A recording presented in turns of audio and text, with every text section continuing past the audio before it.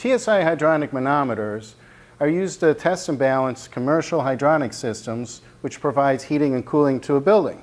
Do have a couple of kits, come in a hard case, the meter itself.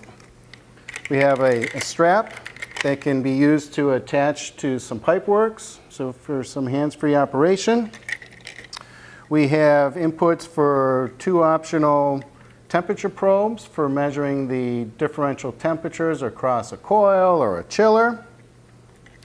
In the bottom here we have ports for a power supply. The units come with a universal power supply and 4 nickel metal hydride batteries. At the top we have plus and minus ports. These hydronic manometers use pressure sensors. So we have a gauge pressure sensor and a differential pressure sensor. This allows us to measure the high side, low side, and differential pressures across a pump or a valve simultaneously. The instruments ship with, we use standard refrigeration hoses with Schrader fittings on either end. The short section features a shutoff valve and what we call pressure snubbers. The pressure snubbers are used to prevent any potential damage that may be caused by unexpected water hammering in the system. Also, if there's a lot of debris or particles or rust or whatever in your fluid, these also act as a filter. You can easily unscrew them, take them out, flush them under water, and you'll be able to see whether they're clogged or not.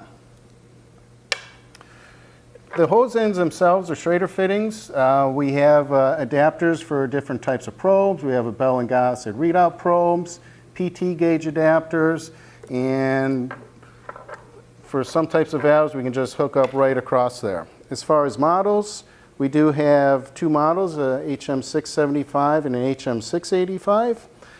Both of them do the same thing. However, the 685 adds data logging. You can calculate flow by inputting a manufacturer's CV or KV factor, and it has a useful calculations menu for calculating impeller diameter, heat flow, or brake horsepower.